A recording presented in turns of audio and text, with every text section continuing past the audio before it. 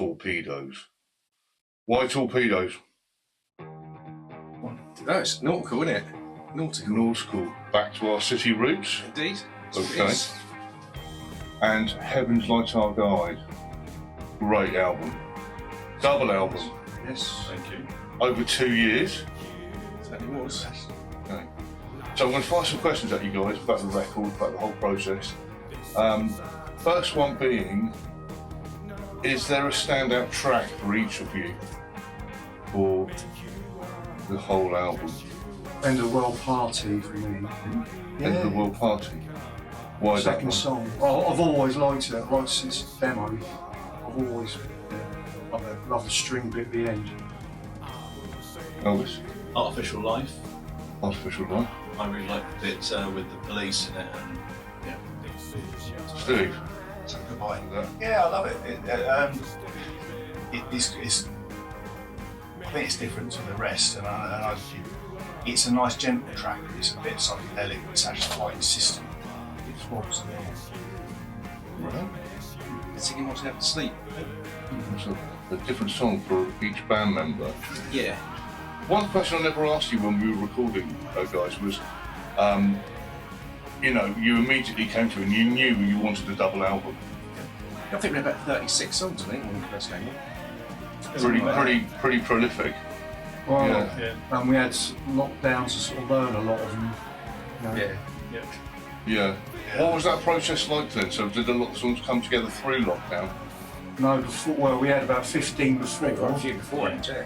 Then we can obviously record them or rehearse them because of lockdown. And then I write some more during lockdown. So Yeah. once we come out of that, 30 odd songs, So Ray, you're the main songwriter, right? Is there a very kind of regimented way that the songs come together with different band members, or is it really kind of just random? Yeah, it's just random, isn't it? Everyone puts their own bits in and see what we get. It's like we're talking about in America, it started off as like just a jumble of chords and stuff. It was like no idea about the structure, it just all came together in the studio, Yeah. I think we started off with just a drum machine, if I remember rightly. I do. That sounds pretty familiar to me. And just moved the chords around so it made some sense. So this is the first album that Steve you've been involved in. Yes, it is. Tell me about that experience for you. It was lovely. I mean, I've been in bands before, and I've been fortunate to record things and not really bullshit. It was great to work with these three because it's the kind of music I buy.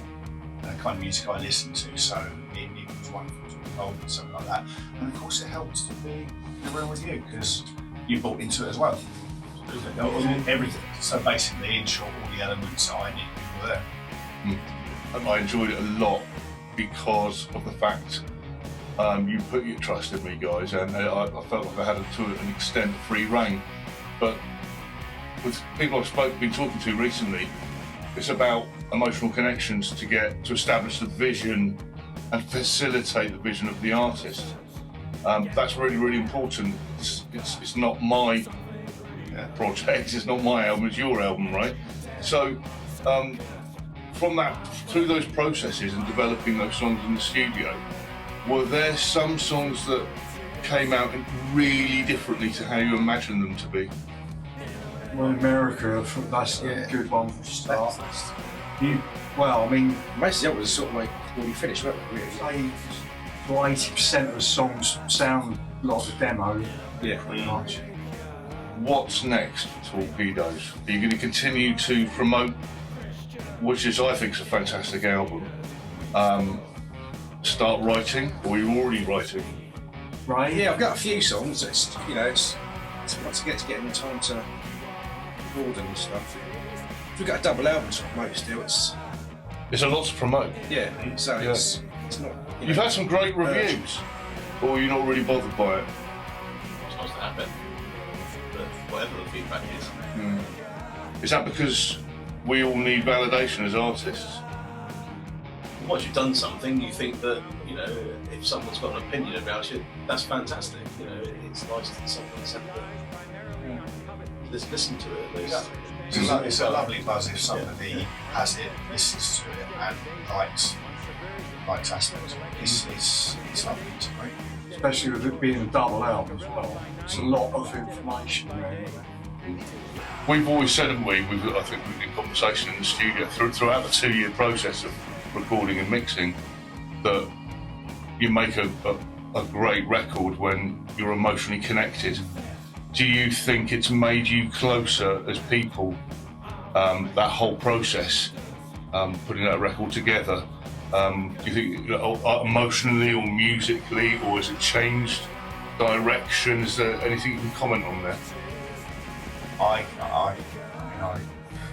It's made me feel part of it personally, because obviously I came into it from back in the guys with a long history, having three albums behind you already, so it's made me feel part of it. So, Heaven's Light Our Guide, the motto of Portsmouth, right? Is there a reason behind that? What is the reason? It's just that no one's ever used it, you know. I've seen it around. Not many people know that is the motto of Portsmouth.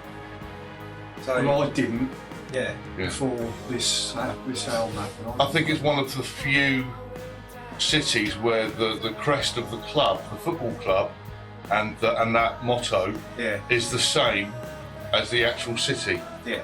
Normally, sporting teams have something completely different to what the city's representation is, which is really quite Yeah, interesting. that's right.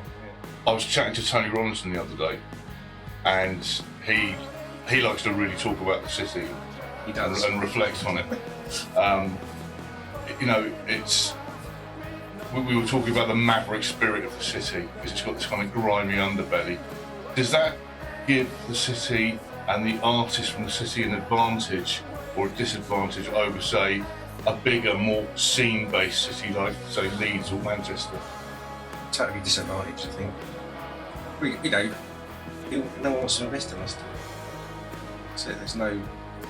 I mean, you know, what sort of music scene have we got down there, really? It's only the people that actually really want to do it that keep it going. It's not like, you know, it's But there. doesn't that give it a bigger sense of community, Yeah, it does. artistically? Yeah, it does.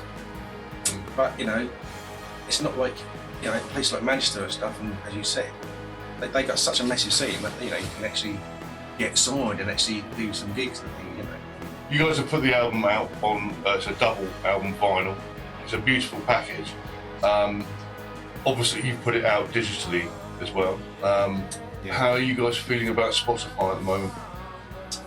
I think we got about 2 pence off them last year, something like that. I think that's average. Yeah. Unless you Probably take is. Swift. You guys like your curry, don't you? Yes. So your curry of choice, please, right?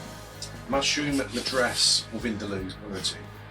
Dangerous. Depends on if I've got to go to work the next day. Yeah, okay. Yeah. Well, do you like to wash it down with liquid refreshment? Yes, I do. It has to be Indian as well. It has to be Kingfisher Okay. or Bangor if you can get it. So they, you know, but not Cobra, because that's been nowhere near India. It's made in Scotland. Didn't know that. Well, that's not. Ben, what's your curry? Chicken jalfrezi. Yeah. I like a naga. Naga, Oh no. as in the Naga chili. Yeah. Sweating? Can be. Yeah. Can be, yeah. Yeah. I am afterwards, for sure. Yeah. Yeah. Steve? No idea. I just love it all. Loves it all. Love it. Take it all as it comes. Yeah. Yeah.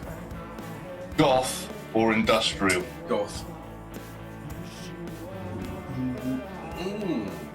Goth. Can I say jazz? The Chameleons or the Psychedelic Furs? Chameleons. Talking Heads or Talk? Talk. It's every day. In 10 years' time, there's going to be a lot.